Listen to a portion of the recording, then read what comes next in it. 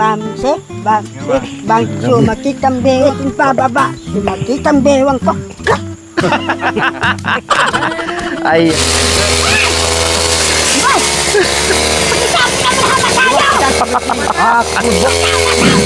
Magandang hapon po mga kabayan. Nandito po tayo muli, aakyat baba sa kabundukan. Dahil meron tayong delivery po ngayon mga kabayan, kailangan ihabol natin to dahil hindi na pwedeng ibalik natin, no?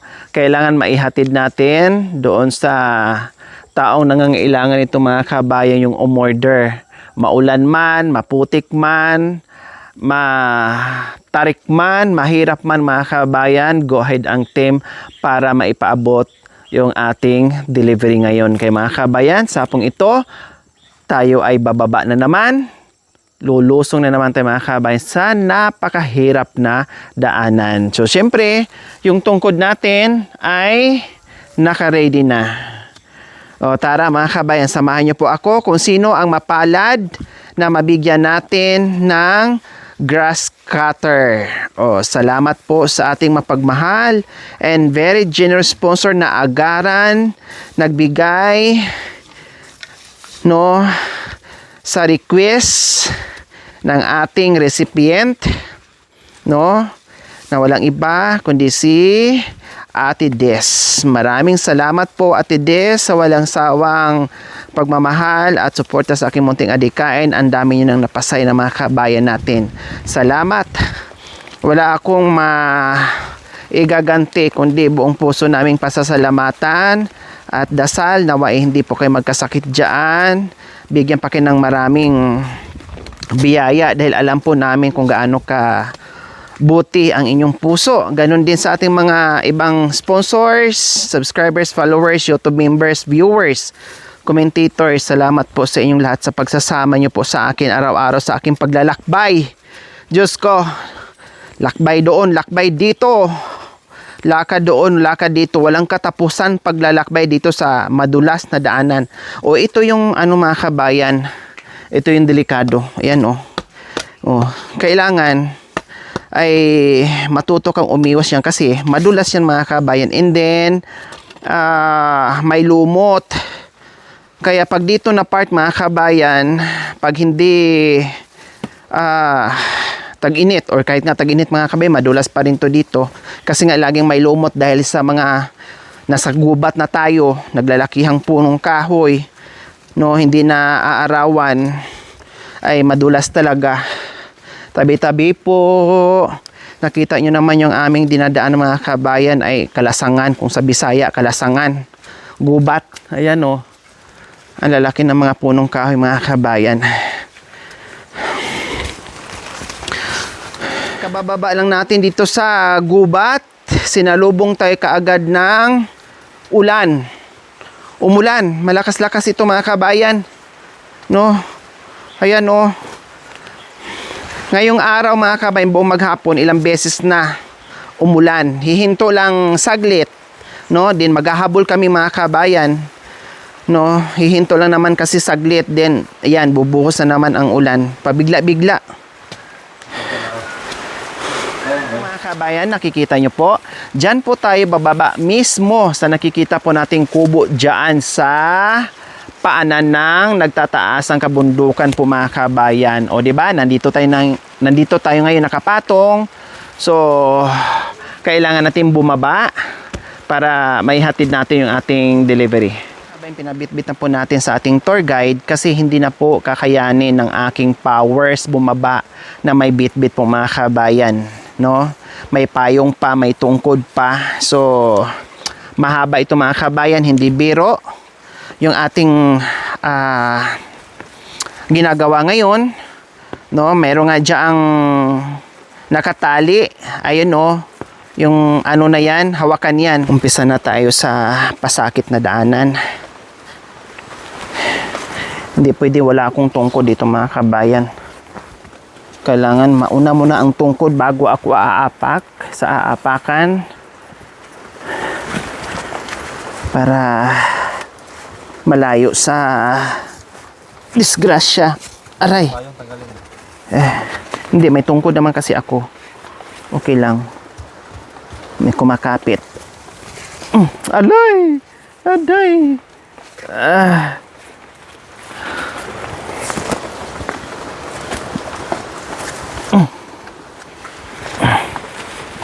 Oh, ay thank you Lord. Aray. Diyos ko. Diyos ko, nagpalitan na kami ng tungkod mga kabayan. Pati tungkod, hinahagis na po namin kasi nagpapalitan ng tungkod ay wala nang itak. Yung tour guide namin nauna na dahil mabigat yung dala. Kaya saludo ako, no? Kay Kuya Pugong din po mga kabayan, Pugong biyahero, grabe din po ang nararanasan ng buong team. Kaya saludo tayo sa kanila, no? Dahil kung anong naranasan ni Kuya Pugong po mga kabayan sa kabundukan ay danas na danas po natin yan 101%. Grabe. Kaya bisitahin nyo rin po, alam ko naman, no, suportahan din po natin, panunuorin. Hindi ko nasasabing i-subscribe nyo si Kuya Pugong dahil alam ko naman na followers na kayo o subscribers na kayo ni Kuya Pugong. Suportahan na lang po natin, no, yung kanilang channel dahil alam ko, ramdam ko yung pagod nila, yung hirap nila. Dahil danas na danas po namin yan dito mga kabayan. Super duper.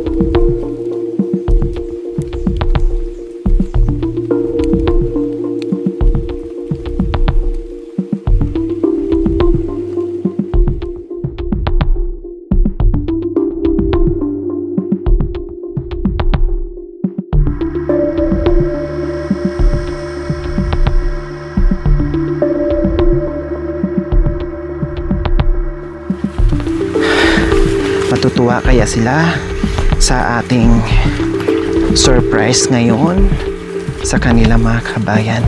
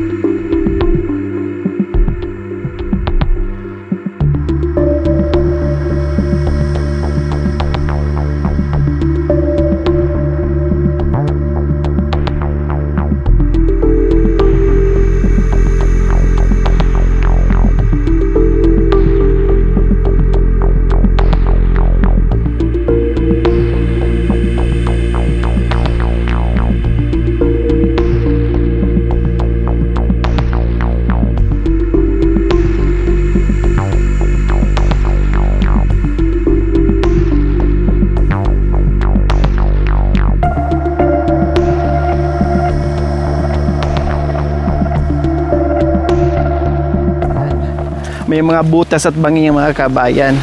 Hindi nyo lang po makikita at mapapansin kasi madamo. Pero pag na dulas ka dyan, pulutin ka doon sa ilalim. Kaya tuwing hakbang mo, talagang tatayo yung balahibo mo. Kailangan make sure talaga. Pero kahit anong make sure, minsan talagang dadating ka sa punto na bibigay yung paa mo, madudulas ka.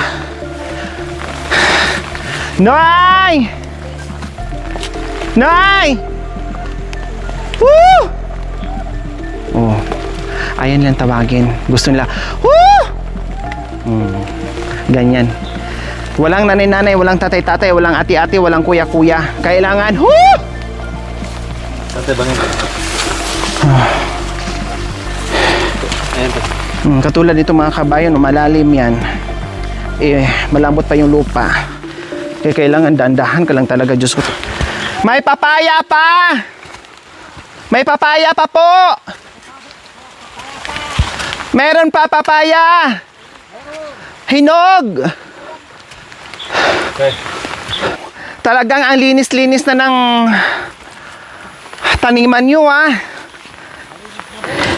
Sobrang linis na yung taniman.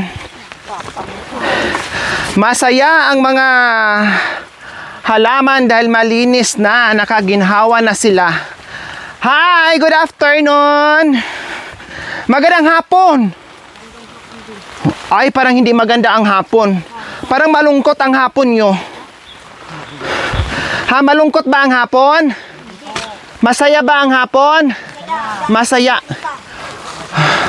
Di bali, babalik ako, uwi ako para maging malungkot kayo.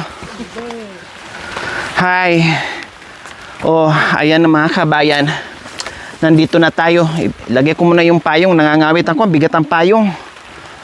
Wow! Walang tigil sa pagdadamo. Nakita nyo naman mga kabayan. O talagang ngayon lang ito nila dinamuhan. O kaninang umaga o ngayon. Nakita nyo naman bagong bunot at saka buhay na buhay pa yung mga damo na tinatapon nila dito mga kabayan. Ang daming laya.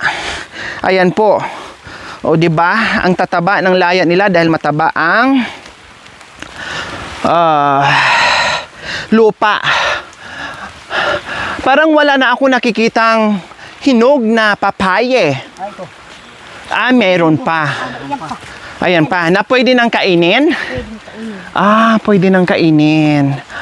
Oh, hindi katulad nung nakaraan na talagang hinog na.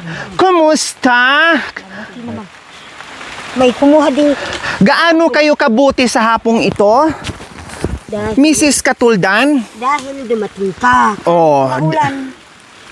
Kahit maulan. Dumating ka. Pero tinalikuran mo ako. Hindi. Diktat. Ginagaya mo pa ako sa puwit mo. Talagang pinapaamoy mo pa yung puwit mo Masaya ka ngayon kasi kahit umulan bumagyo, nandito ako? Ay, kumusta pala ang araw nyo ngayon? Anong nagagawa nyo? Ha? Anong ginagawa nyo kanina? Hanggang ngayon, nagtatabas? Kanina, pumunta ako doon bumili ng tabako. Saka kape. Bakit bumili pa kayo ng tabako? Meron namang tabako, sigaryong di maubos si tatay Hindi naman. Bakit doon pa kayo sa tabako, sa sigaryong binibili, na meron namang sigaryong di maubos si tatay? Hindi na uubos. Ha? Hindi na pwede. Nagsawa na kayo? Hindi na pwede kung matanda na. Anong hindi pwedeng matanda na? Hindi na manigaryo yung matanda. Yung sigarilyo na hindi na pwedeng sigarilyo dahil matanda na. Bakit ano nangyari na? Matanda na nga. Kolontoy na? Kolontoy.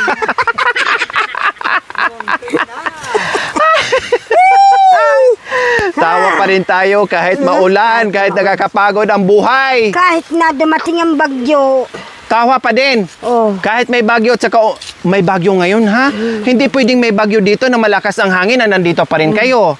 Kaso po, mayroong na naman akong problema. Ano na naman problema? Yung anak ko na benat. Apo, bakit na binat?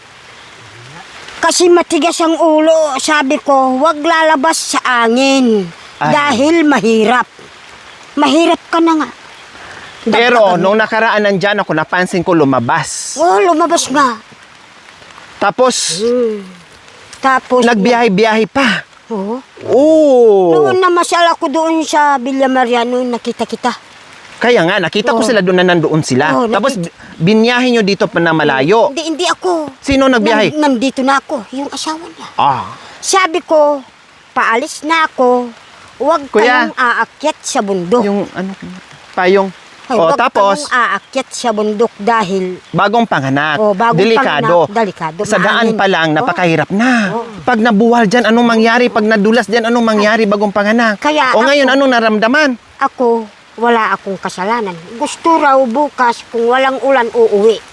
Ay, apo! Walang gamot dito. Siya ang kakukuha ng gamot dito. Wala. Ay, apo! Sa Villa Maria, wala din akong bahay. Namamasyal lang ako doon. Sa baryo, wala ding bahay? Wala akong bahay doon sa Villa Maria. Okay lang wala kang bahay sa Villa Maria. May bahay naman yung anak mo doon. Ay, mahirap. At saka yung bahay mo, hindi mo na Dito. kailangan magbahay doon. Dito. Dito. Kasi maganda ang bahay mo dito. Sino magtitingin-tingin dito sa mga... Dito ang kabuhayan ko. Tama. Dito ang kabuhayan mo. Anong gagawin Dito rin ko ang doon? bahay mo. Anong gusto mo? Dito ka? Ilipat kita doon sa Ayoko. baryo? Gusto ko dito. Oh, yun naman pala eh. Kaya, May mga anak ka naman, sila na bahala sa mga bahay-bahay doon sa baryo at saka sa Villa Maria. Ikaw, meron naman na dito. sabi ko sa kanila, Oh. mamasyal lang ako sa inyo. Oh. Pagkatapos, kayo naman umakyat dahil parating ang bagyo. Oh, Opo. Saka na lang kasalanan sila ko? mamasyal kapag malaki na yung anak, yung baby nila kasi sanggol na sanggol pa tapos pari-parito. Punta doon, punta dito. Yung anak ko kasi may kunting katigasan din sa ulo. Tigasan ang ulo niya, ano nangyari? Anong napala? Oh, ano Ayun, napala? Nagkasakit. Hindi, Oh. hindi makaano, gumagano lang. Ay, apo. Oh. Paano yun? Pati ikaw sa katigasan ng ulo niya, nadamay ngayon sa problema. Sabi ko kanina sa biyanan niya, ako wala akong kasalanan. Tama. Dahil ako, Ginawa mo dito naman. lang ako. Oh. Pinagsabihan ko na kayo na huwag kayong aakyat sa bundok. Oh. Bakit naman kasi umakyat sila dito sa bundok na napakahirap dito na bagong panganak? Ano bang ginagawa nila dito na hindi naman din makapagtrabaho? Paano pong hindi umakyat sa bundok? Ayan ang maluang ang... Hindi, ano, yung nasabi. asawa syempre aakyat. Yung bagong panganak doon mo na palakihin mo na Ay. yung bata. Kahit na anong sasabihin ng asawa niya, ayaw din. Gustong sumama. Sinasabihan ng mister niya. Pinagsabihan ng mister Yung na, anak niyo talaga matigas ang ulo, gustong sumama. Oh, Ah. yan. Anong napala ngayon? Anong sinabi mo sa kanya ngayon? Wala. Sabi ko, wala akong kasalanan. Kahit na may karamdaman kang gumaganon. Sisiin mo yung sarili mo. Tawagin niyo po doon. Magdamo dito. Hindi makatayo. Oh. Kasi matigas ang ulo eh. Hirap ang daan dyan eh. Nabinat yan. Ako nga na ang tagal ko nang hindi nanganak, hirap na hirap nga ako doon. Wow. Ikaw, Nakakaiyak ka. bakit? Bakit naiyak ako na nandito? Hindi, paano hindi ka nakakaiyak ka? Kahit na ulan, umakyat ka. Na-appreciate mo yung pagpunta ko dito. At mahirap ang daan. Oo. Kahit na mahirap ang daan. Hindi akalain ni nanay na kahit ganito daw, umuulan, bumabagyo, kahit mahirap, pinupuntahan pa rin natin sila. Kaya nakakaiyak daw tayo yung sitwasyon natin. Na-appreciate niya kumbaga yung pagpunta natin, sakripisyo natin para madalaw natin sila ulit. O diba, ganyan lang, kahit tawa-tawa kami, buladas-buladas kami, no, murit-murit kami mga kabayan, pero alam naman natin yung puso nila na talagang nandiyan, no? Nakikita nila yung ginagawa natin mga kabayan. Kaya nga sabi ko, ako nandito nagdadala ng saya, biyaya para sa mga katulad nila mga kabayan, no, na mapasaya natin na masisipag nating mga seniors at iba pa mga kabataan, lahat dito no deserve na mabigyan. So ginagawa po natin 'yan. So sabi ni nanay, nakakaiyak ka naman kasi pumunta ka dito kahit tag-ulan, ganito yung sitwasyon, may bagyo pa. Pero pumunta ka dito. O di ba? Ganyan sila. Okay, sige. No. Ang kahilingan talaga ni tatay mga kabayan, no, na sumasakit daw ang likod nila, balakang nila dahil matanda na. Nakita naman natin yung sistema nila dito mga kabayan, yung edad nila mga kabayan na panay aray dito, aray doon, pero nandoon pa rin sila sa kasipagan nila. Sige pa rin sila. Nakita naman natin kung gaano to kalawak mga kabayan yung nililinisan nila. Buong maghapon nakayuko sila dito mga kabayan. Hindi biro ha. Buong maghapon nakayuko ka lang para magtanim, magdamo, and everything. Lahat gagawin mo, nakayuko ka lang sa edad nila mga kabayan. Napakahirap po yun. Ako nga, diba? Ako nga 40 plus ng mga kabayan, pero grabe na ang nararamdaman ko sa katawan ko. How much more sila, batak na batak sa trabaho, kalabaw dito sa kabundukan mga kabayan. Talagang ininda na nila yung sobrang sakit at hirap dito sa dinadaanan nila. Kaya ang request nila na grass cutter po mga kabayan na mower ay matutupad na. Oh, ang ganda ng tawa ni tatay ah. Yung kahilingan niya po tayo na para pang ganyan ay meron na. Narinig yung request natin, ang bait ng Diyos. Diba sabi ko sa inyo, magdasal lang tayo. Ibibigay din yan.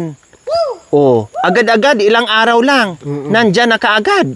Kaya nandito kami muli ngayon, kahit bumagyo, kahit sinabi na may bagyo, kahit sinabi na maulan, Naabutan na nga kami sa ulan, sa gitna ng kabundukan, pero ayos lang kasi alam namin yung pupuntahan namin ay mapapasaya namin.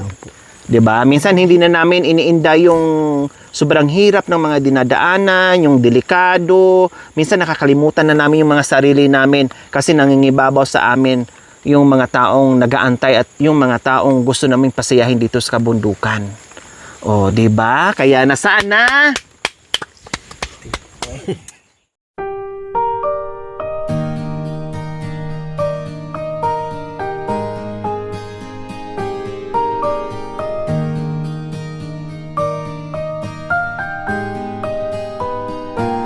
Kaya, salamat po sa binigay mong hindi na po sasakit ang bewang ng mister ko dahil natupad na po yung malware na hiniling ko po sa kanila. Salamat po sa Ate Des sa binigay mo pong malware dahil hindi na sumakit ang bewang ng mister ko. Tayo, sumakit ang bewang ko.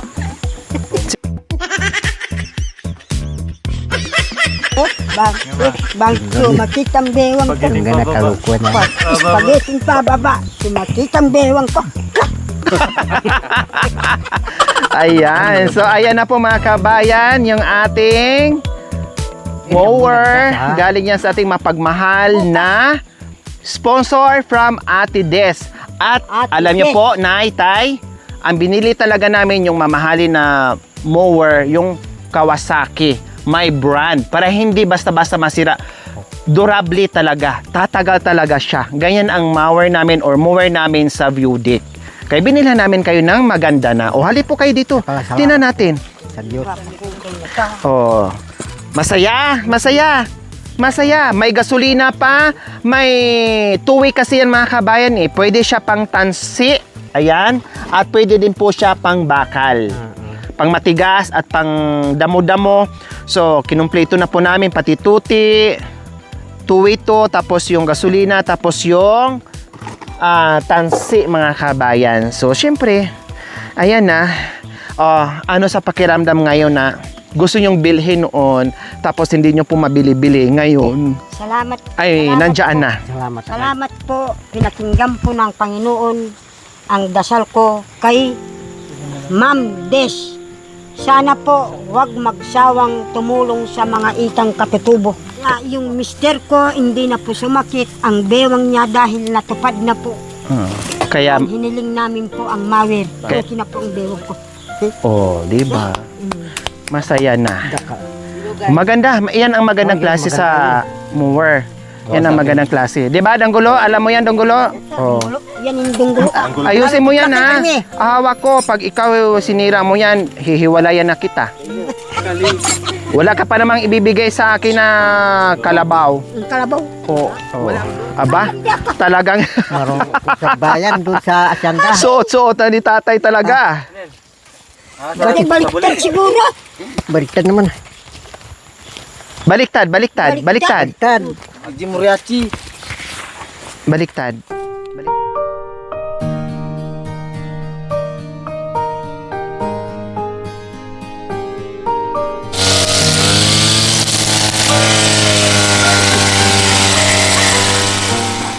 So ayan po mga kabayan, kasi hindi natin mapigilan. Super excited si Tatay Pwede Papaya sa kanyang bagong mower. Talagang gustong-gusto niya doon sa baba dahil maranasan talaga niya mga Oo, doon sa kabayan. aling mga maganda. Kasi dati sa bayan, medyo bata-bata pa siya. Yan ang hinahawakan niya. So matagal na panahon, ilang dekada na po mga kabayan. Ngayon ulit nakahawak ng mower. So sinusubukan niya. Doon sa Kumbaga, parang Oo. naninibago na naman po mga kabayan. Kaya tayo ay bababa na naman ngayon. Ay. Oh, Ang lambot ng lupa.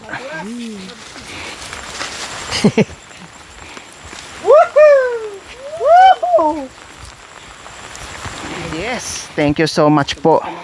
Masaya si Nanay Katuldan at saka si Tatay Papaya. ito. Saan yung bay? Yun, maganda. Wala na. Magdabang.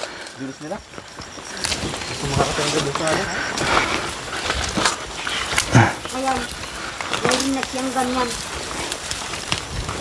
Hanggang doon, linisan. Mamungin Opo. hapit. Abukado ko. Diyan, pagbalik ko na lang pag gawa siya. Ang sarap sa pakiramdam po mga kabayan na yung binibigyan natin na grabe yung appreciate po mga kabayan. No, ang sarap sa pakiramdam. Ito yung ano namin. Reward sa ginagawa namin mga kabayan. Ito yung tanong ni Kuya Ruel kung ano daw ang nagpapasaya sa akin dito sa pag-iikot sa kabundukan. Isa lang, very simple. Ang nagpapasaya sa amin yung salitang salamat. Yung bang grabe yung pagod mo dito, yung sakripisyo mo dito sa paghatid ng mga ayuda sa mga recipient. Yung bang marunong sila mag-appreciate at magpasalamat, mag-thank you. Napakasarap sa pakiramdam. Upan no? natin pa. Lahat ng naramdaman namin, pagod, sakripisyo, puyat, lahat na pagpasalamatan ka, bukal sa kalooban, sa puso nila. No, ang sarap sa pakiramdam. Ayos na sa amin yun, sapat na sa amin yun. Sobra-sobra na sa salitang thank you. Tapos yung iba, ihag ka pa, yung iba, iiyak. Salitang salamat. Naku po mga kabayan, ay sapat na po yun. Ang sarap sa pakiramdam. Yun yung nagpapasaya sa amin, sa mga tinutulungan namin. Maliit man o malaki, basta na-appreciate yung aming tulong. Ay, kalabing. Yan ang nagpapasaya sa amin mga kabayan. Kaya ko taanap. Kudo. Oh, subok.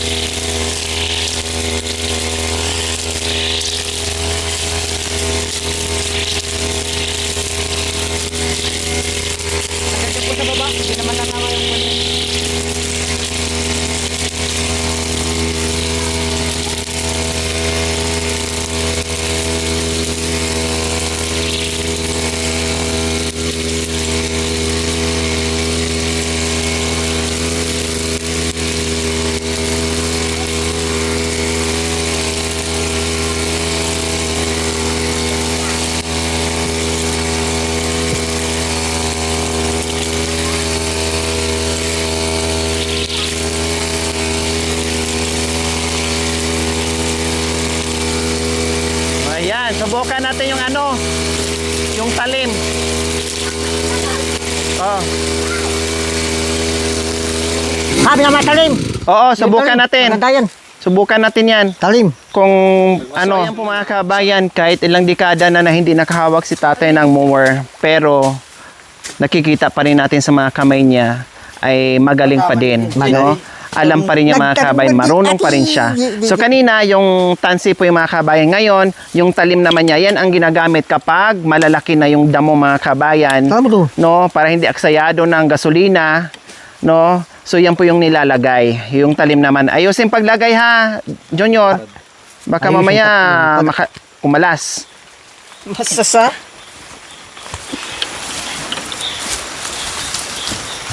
Gas.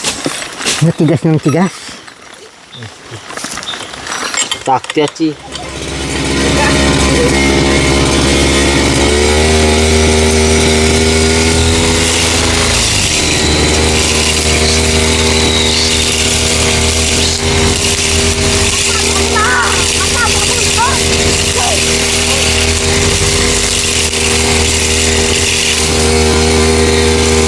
Yung ano mo, ilapag mo muna yan.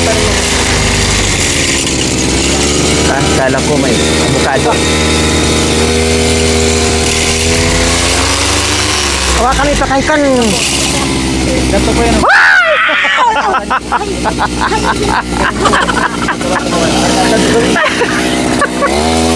Awa kami Bawasan ang kape. Masyadong mataas yung nervyo.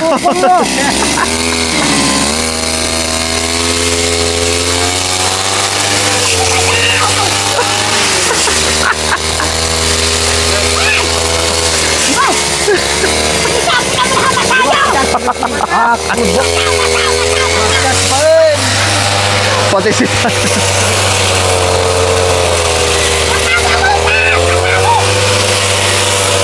Yan, makan yan.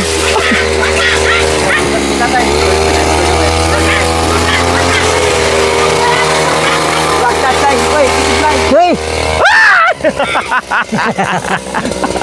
So ayan po mga kabayan, maraming salamat po muli from Ate Des. Salamat po, nag-enjoy po ang lahat at hindi na problema at mabawasan na ang sakit ng balakang ni Nanay Latundan and Tatay Papaya. Okay, enjoy, masaya. Masaya. Masaya. Salamat po. po kay Des dahil natupad na po ang request ko sa mawer ng pagtatrabaho ng ano sa maraming halaman.